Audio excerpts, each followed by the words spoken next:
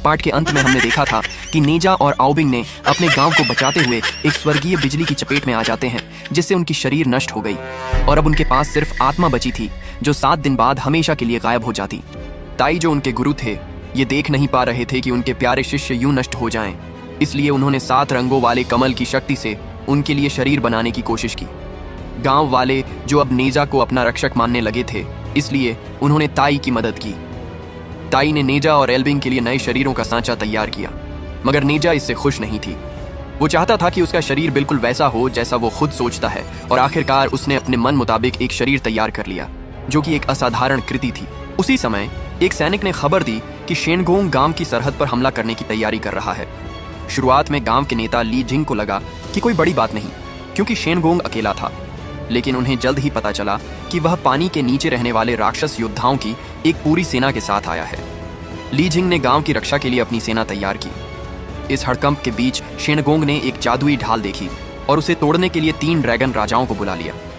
ढाल को बचाने के लिए ताई ने खुद को खतरे में डाल दिया, लेकिन तभी एल्बिंग ने अपनी शक्ति से एक बर्फ की दीवार खड़ी कर दी ताकि सबकी रक्षा हो सके।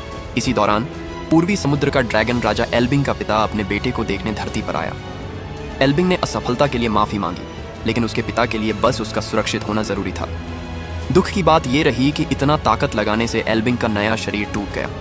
जब नेजा ने देखा कि उसका दोस्त मरने वाला है, तो उसने ताई से उसे बचाने का उपाय पूछा। तब तय हुआ कि एल्बिंग की आत्मा को अस्थायी रूप से नेजा के शरीर में समाहित कर दिया जाए। दोनों ने एक ही शरीर साझा किया, लेकिन यह भी अस्थायी था।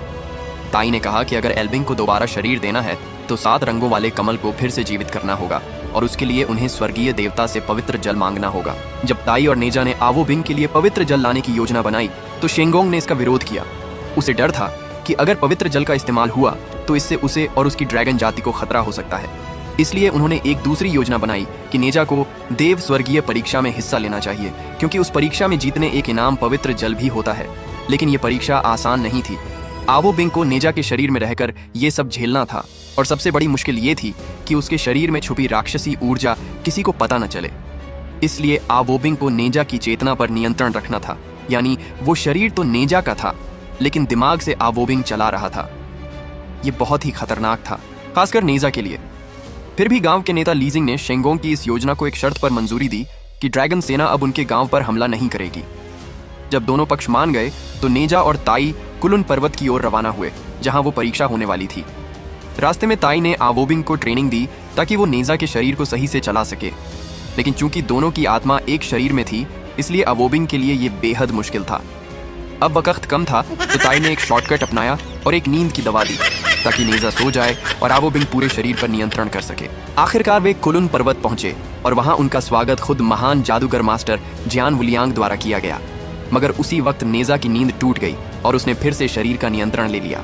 मास्टर जियान वुलियांग को नेजा के भीतर कुछ अजीब सा लगा, लेकिन ताई ने अपने झूठ से किसी तरह उसका शक दूर कर दिया। इसी बीच गांव में लीजिंग ने शेंगोंग से एक गुजारिश की कि उनके घायल सैनिकों के लिए दवाइयों को लेने जाने के लिए रास्ता खोला जाए, लेकिन शेंगोंग ने साफ इनकार कर दिया। फिर उसके सैनिकों ने एक युवक को पकड़ा जिसे उन्होंने जासूस समझा, पर हैरानी की बात यह थी कि वो युवक शेंगोंग का छोटा भाई निकला, जो उसे ढूंढता हुआ वहां तक पहुंचा था। वो इंसानी रूप में बदल चुका था और अब चाहता था कि शेंगोंग उसे वो ट्रेनिंग दे जिसका वादा उसने पहले किया था। लेकिन शेंगोंग युद्ध में व्यस्त था, इसलिए उसने कहा कि वो वापस गांव जाए और थोड़ा इंतजार करे। छोटा भाई थोड़े दुख के साथ मान गया, पर जाते जाते उसने पूछा, भाई तुम और ये राक्षस यहाँ कर क्या रहे हो? शेंगोंग कुछ जवाब नहीं दे पाया, क्योंकि अगर सच बताता तो बुरा लगता। तभी गांव के नेता लीजिंग ने बात संभाली और कहा कि शेंगोंग तो चेनतांगुआन गांव की मदद कर रहा है, जिस पर राक्षस हमला कर रहे हैं। लीजिंग ने शेनगोंग की मदद इसलिए की थी क्योंकि वह चाहता था कि शेनगोंग का छोटा भाई किसी बुरे रास्ते पर न चला जाए। जब शेनगोंग ने यह बात सुनी तो वो भावुक हो गया और लीजिंग की घायल सैनिकों के लिए दवा लाने की मांग मान ली। उधर नेजा अब अपनी पहली परीक्षा के लिए तैयार थी। उसने पूरे जोश के साथ एक ऊद बिलाव जैसे राक्षस को चुनौती दी, लेकिन वे राक्षस तो खाना खाने में व्यस्त थे और नेजा को गुस्सा आया कि उसे इग्नोर किया गया, तो उसने उसके साथ थोड़ी शरारत कर दी। राक्षस की चीख सुनकर उसका बॉस आ गया। बॉस तब डर गया जब आवोबिंग ने नेजा के शरीर पर नियंत्रण करके अपनी शक्ति दिखाई। उसने डर के मारे अपने साथी राक्षसों को आवोबिंग से लड़ने भेज दिया। लेकिन दिक्कत ये थी कि आवोबिंग के पास जो दवा थी, जो नेजा की चेतना को दबाकर उसे शरीर का नियंत्रण देती थी, उसका असर अब खत्म हो गया था। नेजा ने फिर से नींद की गोली खाने वाला था, तभी अचानक हमला हुआ और दवा गिरकर ऊद बिलाव के खाने में मिल गई। अब नेजा को इस परीक्षा में फेल नहीं होना था, इसलिए बार बार हो रहे हमलों के बावजूद उसने वो खाना खाने की कोशिश की जिसमें दवा गिर गई थी। और जब उसने दवा खाया फिर किसी तरह अवोबिंग ने दोनों राक्षसों को हरा दिया और पहली परीक्षा पास हो गया। इसके बाद नेजा और ताई को एक वेदी पर ले जाया गया, जहां उनकी मुलाकात 12 अमर आत्माओं से कराई गई और राक्षसों के खिलाफ युद्ध की योजना पर चर्चा हुई। कुछ लोगों ने चेतावनी दी कि ड्रैगन जनजाति धोखा दे सकती है, लेकिन मास्टर जियान बुलियांग को यकीन था कि उनकी ताकत अब कहीं ज्यादा है। इसके बाद जादूगर ने नेजा को उसके दोनों भाइयों से बात करने का मौका दिया, लेकिन नेजा को समझ नहीं आया क्या करना है, तो उसने आवोबिंग को बात करने के लिए कहा। कुछ देर बाद आवोबिंग बहुत भावुक हो गया और रोने लगा। उसने कहा कि उसे नेजा से जलन होती है क्योंकि उसके भाई उसे बहुत प्यार करते हैं। उसे लगता था कि वह एक राक्षस बनकर पैदा हुआ और इस वजह से कोई उसे प्यार नहीं करता, लेकिन सच्चाई ये थी कि उसके आसपास हमेशा ऐसे लोग थे जो उसे दिल से चाहते थे। नेजा को ये सुनकर दुख हुआ और उसे अपनी किस्मत खुद बनाने की प्रेरणा मिली। उसने तय कर लिया कि वह अपने प्रियजनों की रक्षा करेगा, चाहे कुछ भी हो। समय बीतता गया और नेजा ने अपनी दूसरी परीक्षा शुरू की। इस बार उसका प्रतिद्वंदी काफी दोस्ताना था और उसके उत्साह से प्रभावित हुआ, लेकिन ये दोस्ती ज्यादा देर नहीं चली क्योंकि उस लड़ाके ने नेजा को राक्षसी कह दिया। आवोबिंग को अपने दोस्त का अपमान सहन नहीं हुआ और उसने हमला कर दिया। अब सामने था एक पागल दुश्मन। आवोबिंग पूरी ताकत से लड़ा, लेकिन उसका प्रतिद्वंदी हार मानने को तैयार नहीं था और उसने आवोबिंग को हरा तो दिया, लेकिन अंतिम वार नहीं किया, क्योंकि तभी महान जादूगर के चेले वहां पहुंच गए। हालांकि उस लड़ाके ने खुद ही हार मान ली थी और लड़ाई रोक दी थी, लेकिन मास्टर जियान बुलियांग के अनुयायियों ने उसे खुद भी दोषी ठहरा दिया, इसलिए उसे और उसके साथियों को पकड़ लिया गया। तभी अचानक जंगल से शेंगोंग का छोटा भाई प्रकट हुआ और सभी पर हमला कर दिया। और हैरानी की बात यह थी कि जो शख्स अभी तक आवोबिंग से लड़ रहा था वो असल में शेंगोंग का पिता था।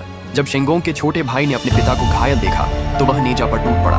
मास्टर जियान बुलियांग का एक रक्षक उसे खतरनाक समझकर खत्म करने ही वाला था कि उसके पिता ने बीच में आकर अपने बेटे को बचा लिया। अपने बेटे को बचाने के लिए उन्होंने समय को रोक दिया ताकि उनका बेटा भागकर शेंगोंग के पास पहुंच सके।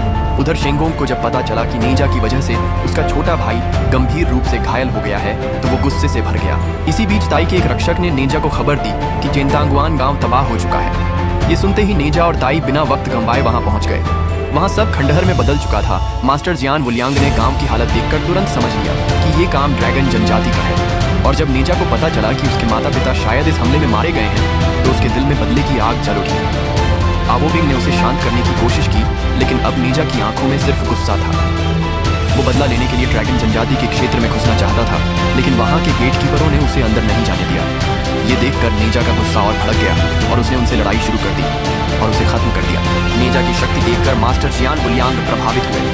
उन्होंने नेजा को पवित्र जल इनाम में दिया और साथ ही उसे एक मिशन भी सौंपा, ड्रैगन जनजाति के विद्रोहियों से लड़ने का। नेजा ने यह प्रस्ताव मान लिया, लेकिन पहले उसने ताई से कहा कि वह पवित्र जल का इस्तेमाल आवोबिंग के लिए एक नया शरीर बनाने में करे। इस बीच मास्टर जियान बुलियांग और उनके अनुयायियों ने उस ड्रैगन जनजाति को पकड़ लिया जिसने चेंतांगुआन गांव को बर्बाद किया था और उन्हें एक बर्तन में कैद कर सजा देने लगे। ड्रैगन जनजाति का मुखिया आगुआंग हैरान था क्योंकि उसने ऐसा कोई आदेश नहीं दिया था। बाद में पता चला कि ये सब 3 ड्रैगन राजाओं का काम था जो शेंगोंग के नाम पर खुद ही ये आदेश चला रहे थे। अब आगुआंग नहीं चाहता था कि उसकी पूरी जनजाति खत्म हो जाए, इसलिए वह खुद लड़ाई के मैदान में उतर आया और उनका नेतृत्व करने लगा। उसने अपनी पूरी ताकत लगा दी, लेकिन मास्टर जियान बुलियांग के शक्तिशाली रक्षकों को हराना उसके बस में नहीं था। जब आवो गुआंग के पास कोई और उपाय नहीं बचा तो उसने एक मौके का फायदा उठाकर सीधे मास्टर जियान बुलियांग पर हमला कर दिया, लेकिन उसके इस हमले को नेजा ने नाकाम कर दिया। बदले की आग से भरा हुआ नेजा लगातार अगवांग पर हमला करता रहा, जब तक कि अंत में उसने अगवांग को सील किए गए बर्तन में वापस धकेल नहीं दिया। महान जादूगर नेजा की शक्तियों से और भी अधिक प्रभावित हुआ, जिसने एक ड्रैगन राजा को हरा दिया। उसने नेजा को अपना दाहिना हाथ बना दिया और उसे धरती से दानवों को मिटाने का कार्य सौंपा।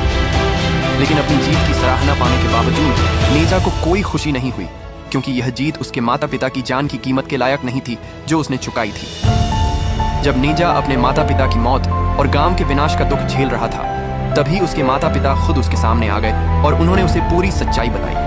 असल में चेंतांगुआन गांव को न शेंगोंग ने तबाह किया था और न ही आगुआंग ने। असली गुनहगार तो मास्टर जियान बुलियांग और 3 ड्रैगन राजा थे जो हजारों साल से मिली एक सजा से छुटकारा पाना चाहते थे। इन तीनों ड्रैगन राजाओं ने मास्टर जियान बुलियांग के सामने आत्मसमर्पण कर दिया था। अब उनका असली मकसद था नेजा और आवो बिंग के शरीर से क्रिस्टल निकालकर खुद सबसे ताकतवर बनना। शेंगोंग को ये सब एक बड़ा धोखा लगा।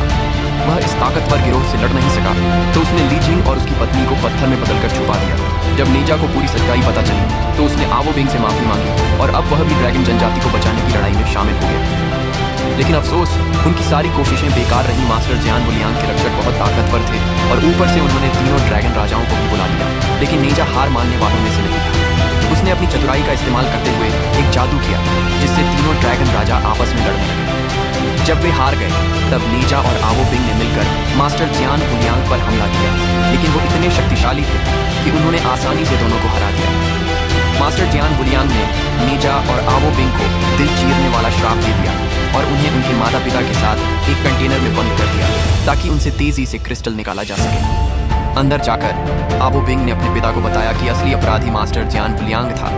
जब मास्टर जियान बुलियांग पता चला कि दानव गोला नष्ट नहीं हो सकता तो उसने उसे एक प्रस्ताव दिया। अगर वह चाहता है कि उसके माता पिता जिंदा रहें तो उसे अपना बलिदान देना होगा। नेजा उसकी बात मानने ही वाला था कि उसकी माँ ने उसे रोका। उसने कहा, कोई भी माँ यह नहीं चाहेगी कि उसका बच्चा उसके सामने मर जाए। उनके ये शब्द नेजा के दिल को झकझोर गए। जब नेजा रो रहा था तो उसकी माँ ने आखिरी बार उसे गले लगाने के लिए दिल चीरने वाली सुई के दर्द को सहा और खुद को बलिदान कर दिया और नेजा की असली शक्ति को जगा दिया। दिल चीरने वाली शक्ति का श्राप टूट गया और उसने आवो बिंग को भी कंटेनर तोड़ने में मदद मांगी। फिर दोनों ने मिलकर मास्टर जियान बुलियांग पर जवाबी हमला कर दिया और इस बार ड्रैगन जनजाति भी उनके साथ थी। हालांकि मास्टर जियान बुलियांग ने उन्हें घेरने की कोशिश की, लेकिन अब वह उनकी संयुक्त शक्ति का सामना नहीं कर सका। जब उसे समझ आ गया कि वह हार जाएगा तो वह अपने अनुयायियों को लेकर भाग गया। युद्ध के बाद आवो बिंग ने नेजा को ड्रैगन जनजाति में शामिल होने का निमंत्रण दिया, लेकिन नेजा ने मना कर दिया। अब वह और नहीं भागेगा, न छिपेगा। वह डट कर अपनी किस्मत का सामना करेगा। आवो बिंग ने उसके फैसले का सम्मान किया और अपने पिता के साथ चला गया। लेकिन जब यह घटना घटी तो आओगुआंग को अपने बेटे आओबिंग के लिए दुख हुआ। वह नहीं चाहता था कि उसका बेटा दुखी या मजबूरी में जिए, इसलिए उसने आओबिंग को यह समझाया कि वह अपनी मर्जी से जिंदगी जिए और जो उसे सही लगे वही करे। जब आओबिंग को यह आज़ादी मिली तो वह बहुत खुश हुआ, क्योंकि उसे उम्मीद नहीं थी कि उसके पिता उसे अपनी राह चुनने देंगे। वह खुशी खुशी नेजा से मिलने निकल गया। पोस्ट क्रेडिट सीन में हम देखते हैं कि चांद संप्रदाय के नेता बुलियांग अपने शिष्यों क्राना और डीरो के साथ कुनलुन पर्वत पर स्थित एक गुप्त जेल में पहुंचते हैं। यहाँ शेन गोंगबाओ और उनके पिता शेन झेंगदाओ कैद हैं। बुलियांग शेन गोंगबाओ को एक प्रस्ताव देते हैं। यदि वह बुलियांग के अधीन कार्य करने के लिए तैयार हो जाते हैं तो उनके पिता को अच्छे से रखा जाएगा। इस प्रस्ताव के साथ बुलियांग शेन गोंगबाओ पर एक शाप लगाने की बात करते हैं, जिससे वह बुलियांग के आदेशों का पालन करने के लिए बाध्य हो जाए। बुलियांग उन्हें सोचने का समय देते हैं और वहां से जाने का प्रयास करते हैं। हालांकि उन्होंने जेल के एक प्रहरी को नींद का शाप दिया था, जो अब जाग नहीं रहा, जिससे बुलियांग स्वयं जेल में फंस जाते हैं। इसी दौरान नेजा के बड़े भाई जिंजा और मूजा को युक्सु महल में बुलियांग से मिलने के लिए बुलाया जाता है। हालांकि जब वे वहां पहुंचते हैं तो बुलियांग वहां नहीं होते, जिससे वे भ्रमित हो जाते हैं और प्रतीक्षा करते हैं। इसी के साथ इस फिल्म का